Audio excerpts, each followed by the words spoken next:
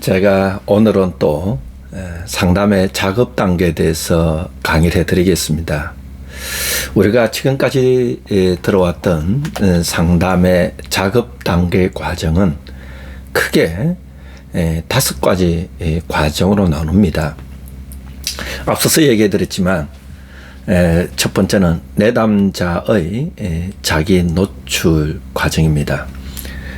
두 번째 단계가 내담자의 감정의 정화입니다.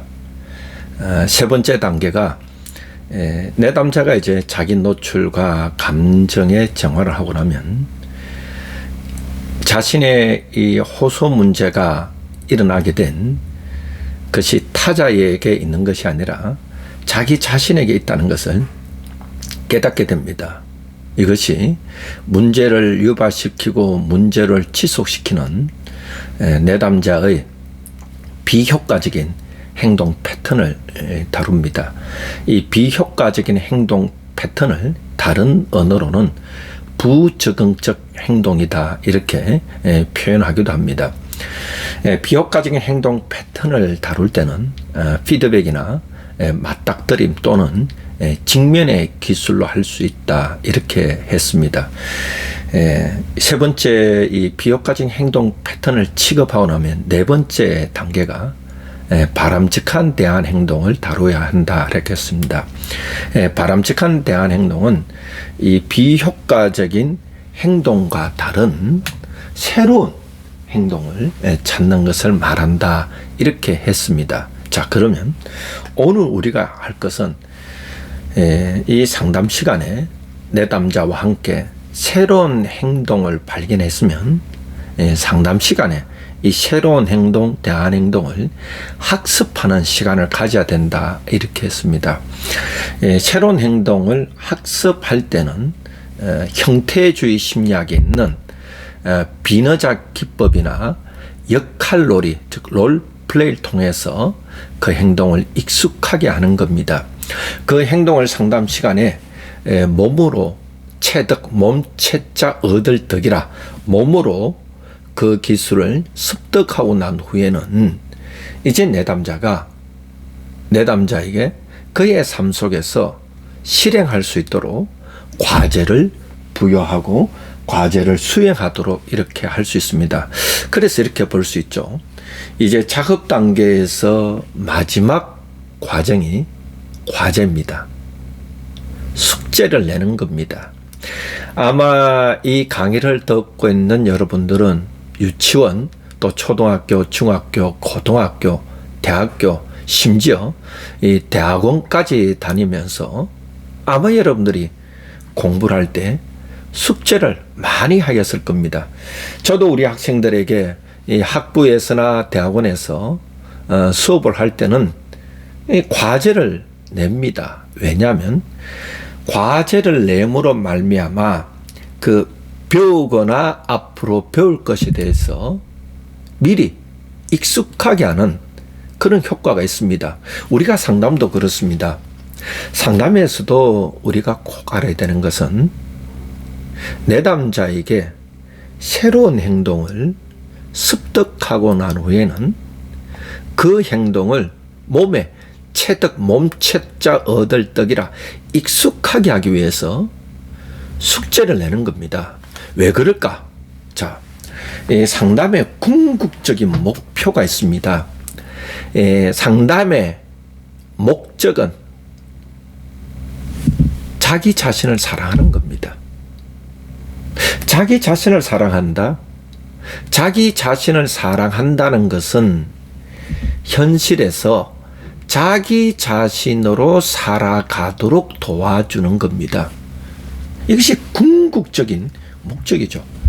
현실에서 과거에 매여서 나로 살아가는 것이 아니라 현실에서 어떤 비합리적 신념으로 나로 살아가는 것이 아니라 현실에서 불안에 의해서 나로 살아가는 것이 아니라 현실에서 자기 자신이 주인이 되어서 자기 생각과 자기 의지와 자기 감정에 의해서 자기 자신으로 살아가는 것, 이것이 상담의 궁극적인 목적인 자기 자신을 사랑하는 것입니다.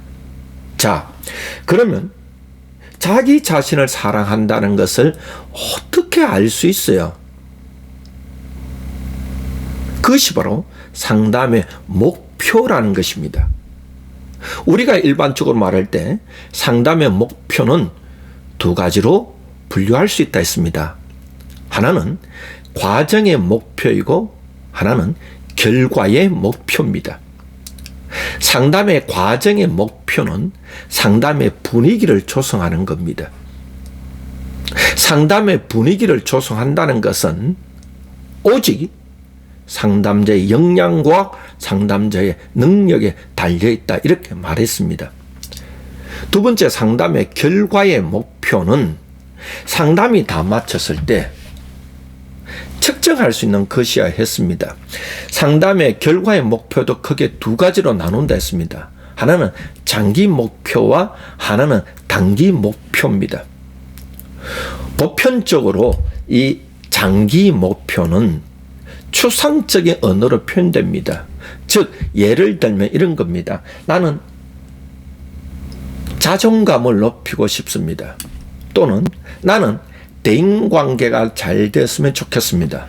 나는 나의 진로를 선택했으면 좋겠습니다. 또 나는 다른 사람을 이해하고 수용했으면 좋겠습니다. 이런 것들이 장기적인 목표입니다. 그러나 상담에서는요, 이 장기적인 목표를 단기적인 목표로 바꿔줘야 됩니다.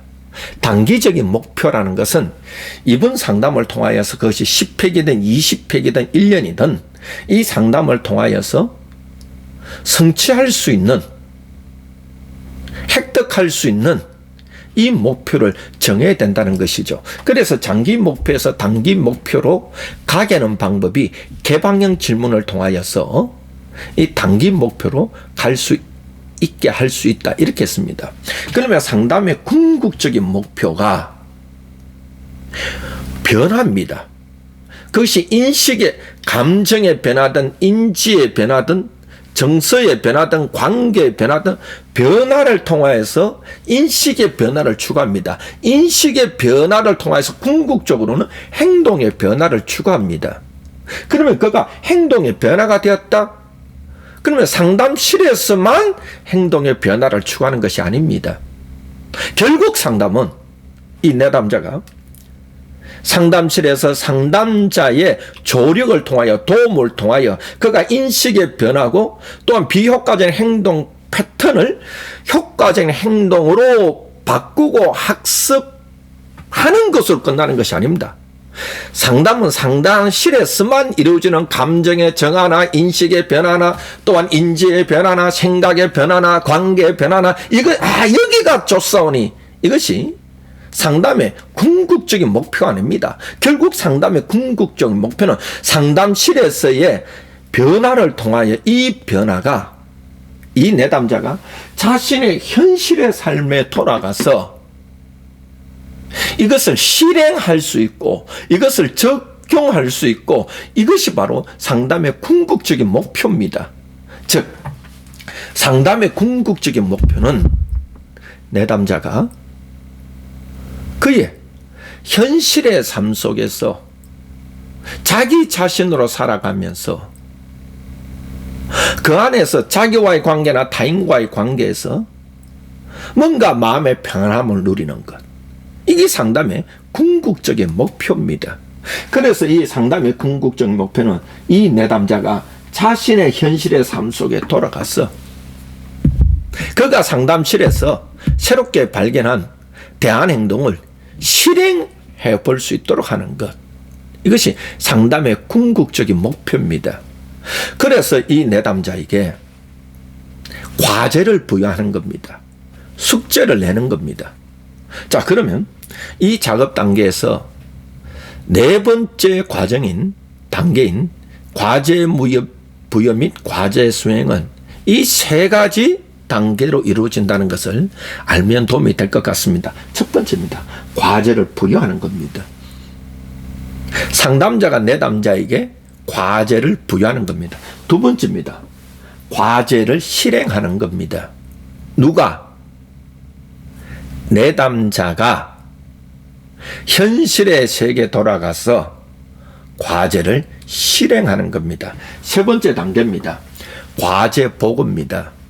내담자가 그의 현실의 삶 속에서 과제를 실행해보고 다시 한 주 후나 또 며칠 후에 상담자를 찾아와서 그 과제를 실행했을 때 어땠는지 그것을 보고하는 것이 과제 보고입니다.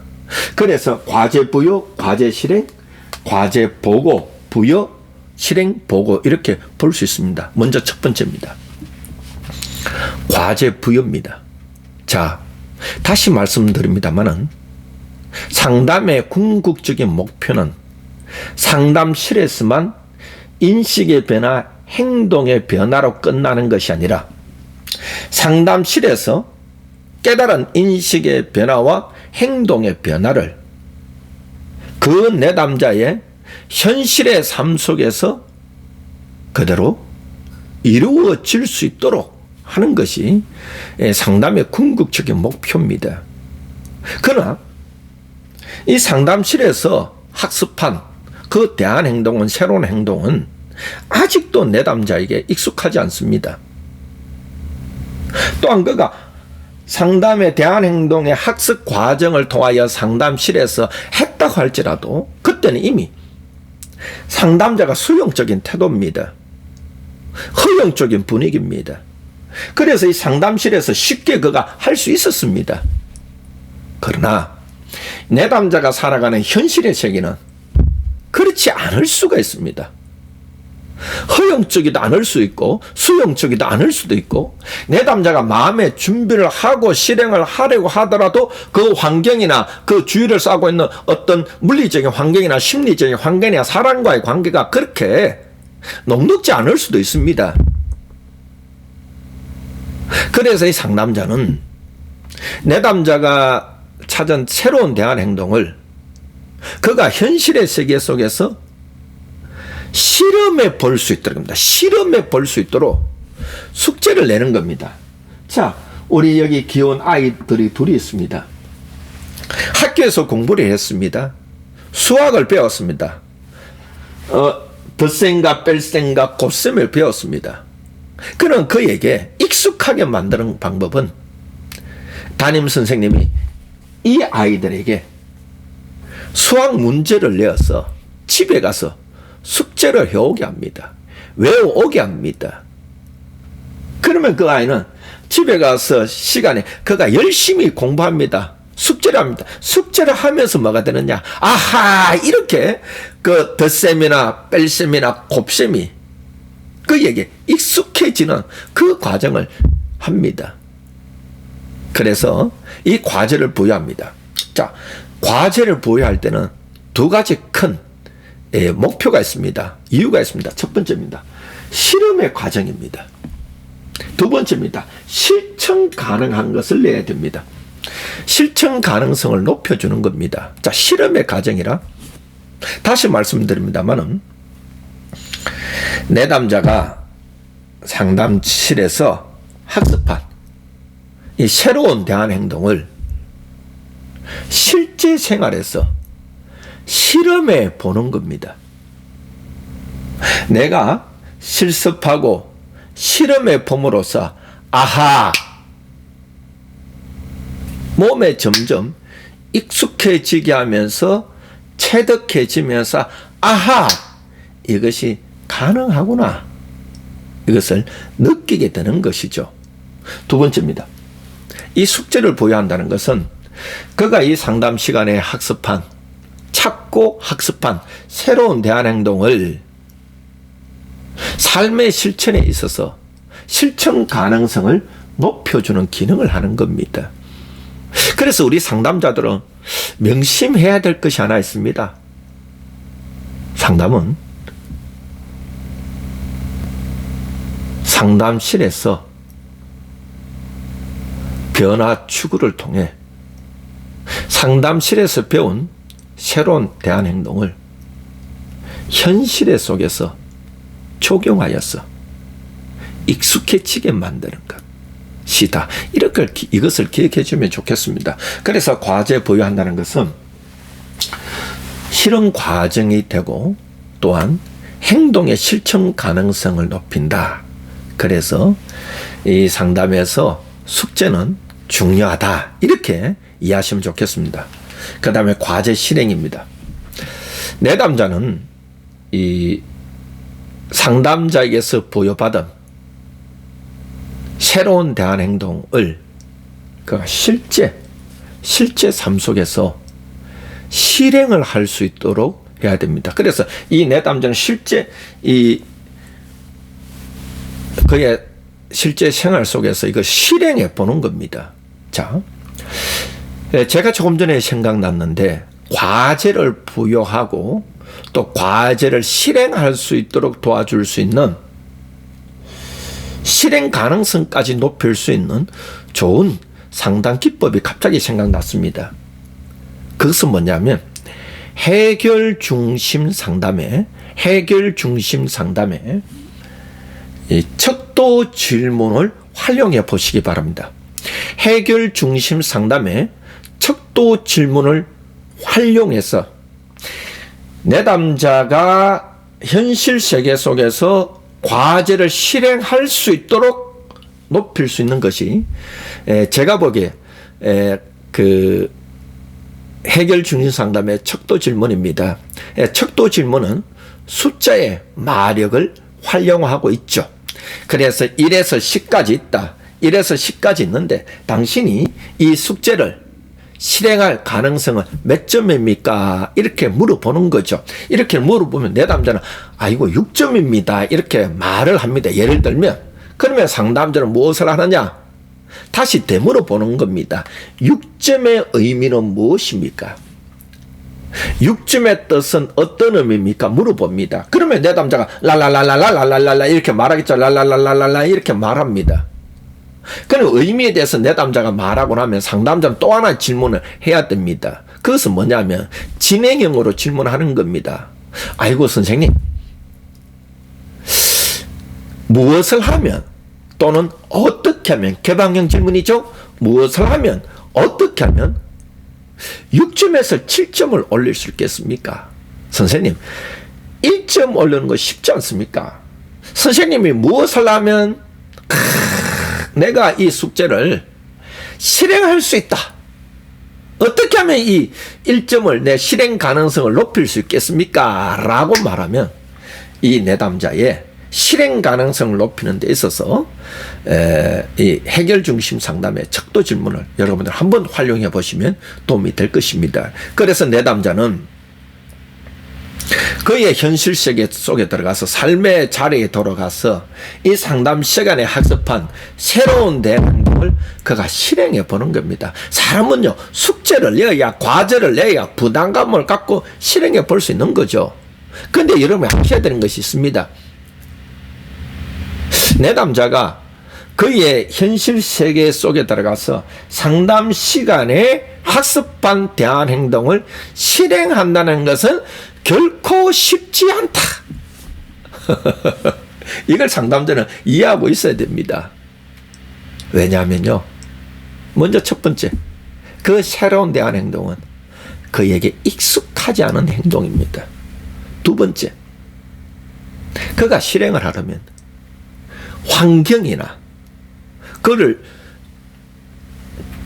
싸고 있는 주변 사람들이 어떻게 반응할지 모릅니다. 그래서 그것을 실행한다는 것은 결코 쉽지 않다는 것을 상담자는 이해하고 있어야 됩니다. 자, 그럼에도 불구하고 내담자에 가서 이 상담에 배운 새로운 행동을 그의 현실 세계 속에서 이렇게 실행을 해 봅니다. 봤으면, 그래서 실행을 하여서 많으냐? 우리가 보통 상담은 위기 상담이 아닌 이상은 일반적인 전문 상담은 위클리로 이루어집니다. 매주 한 번씩 만나는 것으로 상담이 진행됩니다. 내담자가 새로운 대안 행동을 그의 현실의 삶 속에서 실행해보고 그가 상담실에 일주일 후에 상담자와 만나서 그 과제를 실행한 것을 보고를 하게 합니다. 어떻게 됐는지, 실행을 했는지 안 했는지, 또 실행하여서 성공했는지 아니면 실패했는지 이것을 보고를 합니다.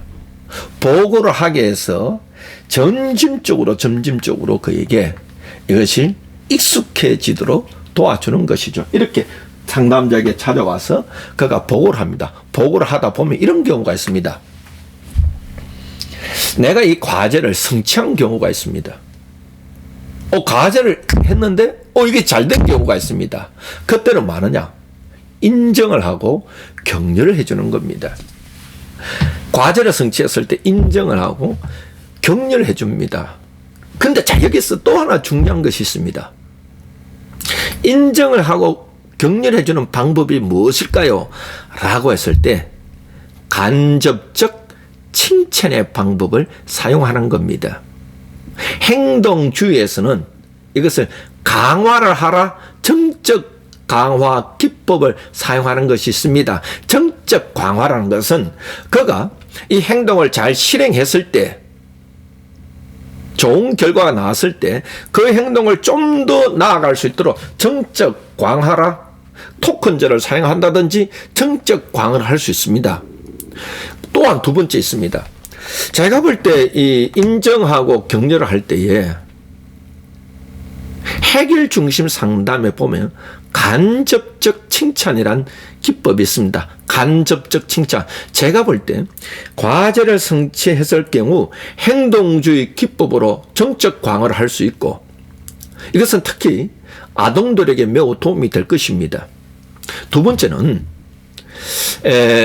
성인들 같은 경우에는 어떤 그 행동주의 기법보다는 인정과 격려하는 방법이 해결 중심 상담의 간접적 칭찬 기술이 있습니다. 이 간접적 칭찬 기술 이렇게 합니다. 어떻게 이렇게 합니다. 어떻게 하니? 내가 그렇게 할 수 있었느냐? 내가 어떻게?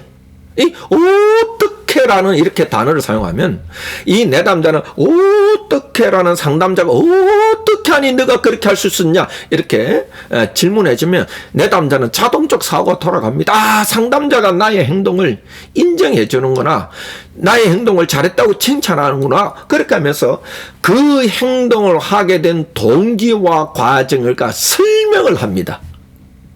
그가 설명을 하면서 자기가 자기 자신을 칭찬하는 겁니다. 여러분 칭찬 가운데서도 최고의 칭찬은 자기가 자기 자신을 칭찬하는 것이죠. 그래서 여러분들이 누군가 여러분들이 상담 전공자가 아니더라도 여러분의 주위의 사람이 여러분의 자녀나 여러분의 또 주위의 사람들이 과제를 잘 수행했습니다. 그때 그를 인정해주고 격려해주면 그 행동을 점점 더 확장해 갈 수 있는 것이죠. 그때 그 방법이 자기가 자기 자신을 칭찬하도록 도와주는 겁니다. 사람들은요, 자기가 자기 자신을 칭찬할 때 가장 행복해집니다. 그때는 방법이 어떻게 하니 내가 그렇게 할 수 있었느냐? 어짜를 길게 어떻게 이런 용어를 쓰면요. 어떻게 하니 그것이 실행하더냐 이래 물어봐 주면요. 자기가 기분 좋아서 이렇게 되는 것이죠. 두 번째입니다. 과제를 미성취했을 때입니다. 과제를 수행하긴 수행했습니다. 그런데 이것이 성취가 안 되었습니다. 미성취되었습니다. 반응이 안 좋습니다. 그래서 내담자가 실패한 느낌이 듭니다. 또는 두 번째, 과제 미성취, 아예 과제 자체를 실행을 안 한 경우도 있습니다. 이럴 때 어떻게 해야 되느냐? 첫 번째는 뭐냐면요. 다시 그 대안 행동에 대해서 논의를 하는 겁니다. 두 번째입니다. 다시 논의하는 거. 대안 행동에 대해서도 논의하지만 두 번째입니다. 나의 무엇이, 내담자의 무엇이, 아니면 환경의 무엇이 내담자의 무엇이 또는 환경의 무엇이 실행하지 못하게 했을까? 두 번째는 내담자의 무엇이, 환경의 무엇이, 주변의 무엇이 이것을 실행했을 때에 효과가 없었을까? 이것을 다시 논의하는 겁니다. 그래서 대안행동 자체를 논의할 수도 있고, 두 번째는 내담자 자신의 무엇이 내적인 거죠. 심리 내적인 무엇이 이것을 실행을 하는데 방해가 될 수도 있고, 또는 환경의 무엇이, 주변의 사람의 무엇이 이것을 실행을 못하게 했거나 실행을 해도 성취하지 못하게 했는지 다시 논의를 하는 겁니다. 다시 논의를 해서 다시 아니면 대안행동 자체가 힘들었다면 새로운 대안행동을 찾게 하고, 두 번째입니다. 무엇이 대안행동 자체는 괜찮은데 주변 환경이나 내담자의 그 무엇인가에 의해서 실행을 하는데 주저되게 했거나 그것이 실패하겠다면 이 과정을 다시 찾아서 연습을 하는 겁니다.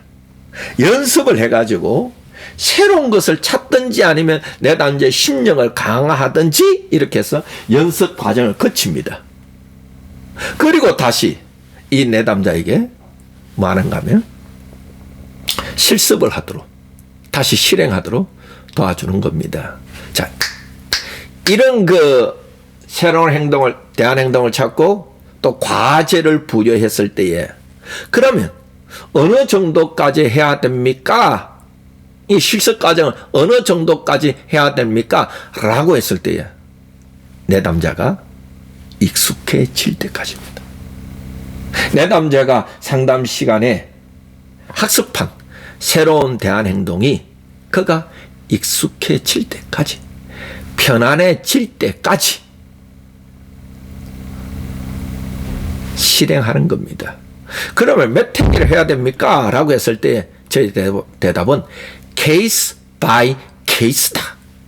내담자에 따라서 이 과제 부여, 과제 실행, 과제 보고 이 단계는 내담자에 따라서 회기수가 달라진다. 그러면 그 회기는 누가 정할 수 있습니까? 바로 상담자 자신이 정할 수 있습니다. 왜냐하면 이 상담 시간에 A라는 내담자와 상담을 했을 때, A라는 내담자와 상담했을 때 A라는 내담자를 가장 잘 아는 사람은 지금 상담하고 있는 상담자 여러분 자신이기 때문입니다. 자, 그래서 저는 오늘 여러분들에게 이 작업 단계의 마지막 과정인 과제 부여, 과제 실행, 과제 보고에 대해서 강의해 드렸습니다. 제가 지금 한 3강 정도는 이 작업 단계의 과정에 대해서 강의해 드렸습니다. 이 작업 단계의 과정에서 상담자가 해야 될 과업을 제가 크게는 4가지지만은 조금 더 길게는 5가지로 얘기해 드렸습니다. 먼저 상담자의 자기 노출이 있어야 됩니다.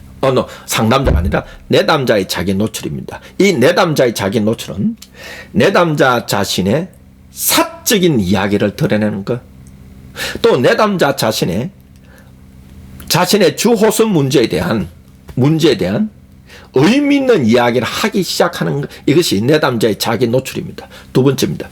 내담자의 감정의 정합니다. 내담자는 이 작업 단계에서 이제 상담자를 신뢰를 하기 시작하면서 이 자기 안에 있는 부정적 감정의 엉어리를 말로서 표현한다, 언표하라, 언어로 표현하기 시작합니다. 내 안에 있는 이 부정적인 감정들은요, 말을 하면서 밖으로 방출하게 되는 것이죠. 그래서 내 가슴이 속이 시원하다 이래 됩니다. 이 단계까지는 주로 내담자는요, 이야기의 주 핵심이 남 탓이 되어 있습니다. 오늘 내가 이렇게 된 것은, 나의 문제가 이렇게 된 것은 환경의 탓이고 조직의 탓이고 또는 가정의 탓이고 또는 부모님의 탓이고 아니면 또 그 신을 믿는 사람은 신의 탓이다 이렇게 남 탓으로 돌리는 경향이 나타납니다. 자, 이것이 되고 나면 자기 노출과 감정의 정화가 되고 나면 비로소 눈이 떠인다 이래야 됩니다. 비로소 눈이 떠인다. 비로소 눈이 떠인다는 것은 마음의 심리적 산소가 충분히 공급됐다 이런 뜻입니다. 심리적으로 누군가로부터 지지를 받았다 이런 뜻입니다. 지지를 받고 보니 비로소 눈이 뜨면서 원망의 대상의 타자였던 것이 어디로 돌아오느냐? 자기 자신을 보는 눈으로 돌아옵니다. 자기 자신을 눈으로 돌아오니 아하! 문제는 상대의 문제가 아니라 환경의 문제가 아니라 누구의 원망의 대상이 아니라 아하! 나의 이런 것들이 오늘의 문제를 만들었구나 이렇게 깨닫게 되는 것이죠. 이렇게 깨닫게 되면서 이 내담자의 비효과적인 행동 패턴이 드러나게 됩니다. 이 비효과적인 행동 패턴인 것은 비합리적 신념일 수도 있고 또한 인지적 왜곡일 수도 있고 또한 억압된 감정일 수도 있고 또한 자기 안에 있는 그 이 불안일 수도 있습니다. 이 모든 것들이 통칭해서 행동으로 드러나는 것이 나의 무엇이 나의 무슨 행동이 나의 무슨 언어가 나의 어떤 행동이 타자와의 관계에서 맺을 때 어려움을 주고 있구나 자기 자신에게도 어려움을 주고 있구나 이걸 보게 되는 것이죠. 이것이 비효과적 행동 패턴 또는 부적응적 행동이라 이렇게 말하고 있습니다. 이걸 다룹니다. 이것을 다루고 나면 이것을 깨야 되는 것이죠. 수술을 해야 됩니다. 수술하는 방법이 기술이 뭐냐? 직면 또는 맞닥뜨림 기술이 되었습니다. 또는 피드백이 되었습니다. 이는 비효과적 행동 패턴을 다루었으면 뭐 해야 되느냐? 상담 시간에 비효과적 행동과 다른 바람직한 대안 행동을 찾아야 되는 것이죠.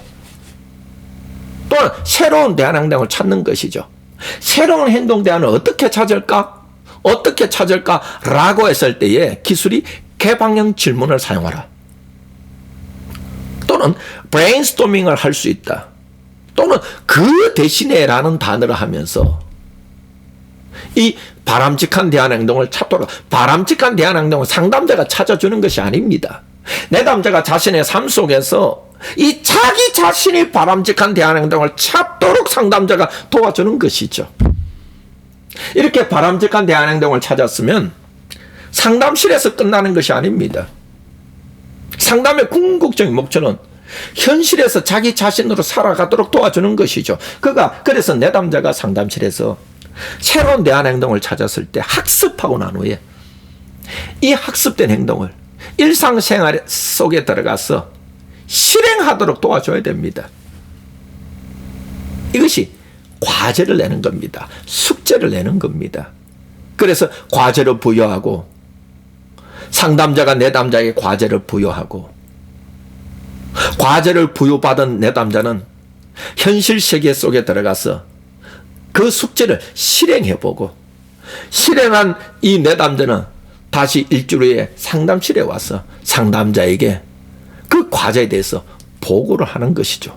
이 과정을 통하여서 이 내담자의 이 문제를 해결하고 또 새로운 행동을 익숙하게 만드는 것이 작업 단계입니다. 즉 작업 단계는 내담자의 주호소 문제를 새로운 행동 변화로 바꾸어 주는 것이다. 이렇게 이해하시면 좋겠습니다. 오늘도 여러분들이 저의 이 강의를 들어주셔서 감사합니다. 박민수 교수 상담TV 유튜브를 또 여러분 시청해 주셔서 감사드립니다.